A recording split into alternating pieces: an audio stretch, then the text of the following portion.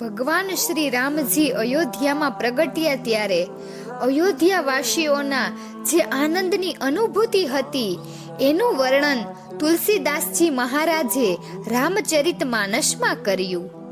ભગવાન વિષ્ણુએ સર્વપ્રથમ ચતુર્ભુજ સ્વરૂપે કૌશલ્યા માતાજીને દર્શન આપ્યા. ચતુર્ભુજ સ્વરૂપના દર્શન કરી કૌશલ્યા માતાજીએ ભગવાનની સ્તુતિ કરી. માતાજીએ કહ્યું કે તમે બાળક બની જાઓ. ભગવાને બાલ સ્વરૂપ ધારણ કર્યું. રામાયણમાં વર્ણન છે એક જ ભગવાન 4 સ્વરૂપે પ્રગટ્યા: રામ, લક્ષ્મણ, ભરત અને શત્રુઘ્ન. સેવકોએ મહારાજ દશરથજીને સમાચાર આપ્યા, જેનું વર્ણન કરતા તુલસીદાસ મહારાજ લખે છે: દશરથ પુત્ર જન્મ શુનિકાના માનવ બ્રહ્માનંદ સમાના પરમાનંદ પુરી મન રાજા કહા બુલાઈ બજાવવું બાજા. જ્યારે સેવકોએ સમાચાર આપ્યા કે તમારે ત્યાં પુત્રનો જન્મ થયો છે, ત્યારે મહારાજ દશરથજીને આનંદ થયો. આનંદ સ્વરૂપ ભગવાન શ્રી રામજી પધાર્યા ત્યારે દશરથ મહારાજ બ્રહ્માનંદમાં ડૂબ્યા. તુલસીદાસજી મહારાજ વર્ણવે છે: જાકર નામ સુનત શુભ હોઈ, મોરે ગ્રેહ આવા પ્રભુ સોઈ. મહારાજ દશરથજી વિચારે છે કે જેનું નામ લેવાથી શુભ થાય એ પરમ તત્વ મારે ત્યાં પુત્ર બનીને અવતરિત થયું. મહારાજ દશરથજીએ સૂચના આપી, વાજિંત્રો વગાડવો, ઉત્સવ ઉજવાવો. વશિષ્ઠ ઋષિ આદિ મહાત્માઓ રથમાં બેસીને આવ્યા. ભગવાન પ્રગટ્યા ત્યારે દશરથજી મહારાજે શું કર્યું? રામચરિત માનસમાં દુહો છે: નાંદી મોક્ષ શ્રાદ્ધ કરી જાત, કર્મ સબ કરી હાટક ધેનુ બસન, મણિ મૃપ વિપરન તદહીન. મહારાજ દશરથજીએ માંગલિક શ્રાદ્ધ કર્યું. બ્રાહ્મણોને વસ્ત્રોનું, મણીનું અને ગાયોનું દાન કર્યું. આપણે ત્યાં સૌ ગૌધન એને ઉત્તમ ધન માનવામાં આવતું હતું. તુલસીદાસજી મહારાજ વર્ણન કરે છે: કેય સુતા સુમિત્રા દોઉ સુંદર સુત જનમત, ભય ઓહુ અવધપુરી, સોય એહી ભાતિ પ્રભુહી, મિલન આય જનુરાતી. અર્થાત કૈકેયી નંદન, સુમિત્રા નંદન અને કૌશલ્યા નંદનને જોઈ અયોધ્યાના પ્રજાજનો પરમ પ્રસન્ન થયા. જ્યારે ભગવાન શ્રી રામજીનું પ્રાગટ્ય થયું ત્યારે 1 મહિના સુધી સૂર્યનારાયણ ભગવાન અસ્ત ન હતા થયા. એવું લાગતું હતું જાણે આજે જ ભગવાન રામજીનું પ્રગટ્ય થયું છે.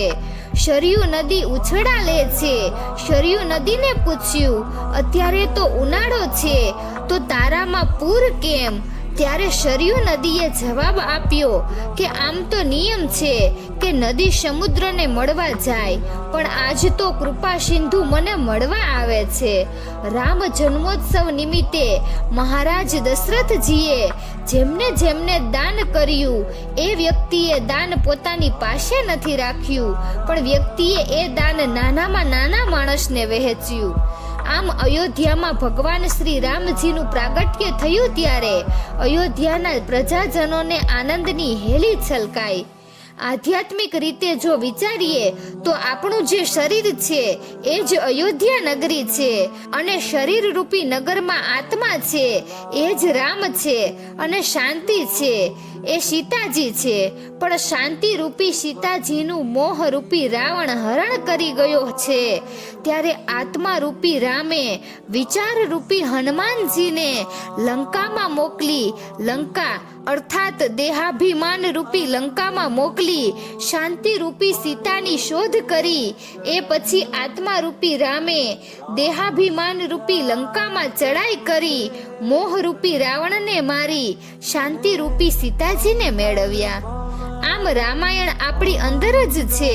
શાંતિ ત્યારે પ્રાપ્ત થાય જ્યારે મોહરૂપી દશાંશની વૃત્તિનો નાશ થાય. ભગવાન શ્રી રામજીનું પ્રાગટ્ય ધર્મની સ્થાપના માટે થયું. બાલકાંડમાં દુહો છે: વિપ્રધેનુ સુરસંત હિત, લીન મનુજ અવતાર, નિજ ઈચ્છા નિર્મિત તનુ, માયા ગુણ ગોપાલ. આ દુહાનો ભાવ એવો થાય છે કે જીવ જન્મે છે અને ઈશ્વર પ્રગટે છે, કારણ કે જીવને કર્મવશ આવવું પડે છે, જ્યારે ભગવાન પોતાની ઈચ્છાથી અવતાર ધારણ કરવા વાળા છે. માટે ભગવાનના અવતારને આપણે પ્રાગટ્ય કહીએ છીએ. ભગવાન રામ પ્રગટે છે એ ભગવાન શ્રી રામના દર્શન કરવા માટે મહાદેવજી અને કાગભૂષુંડીજી પણ આવ્યા હતા.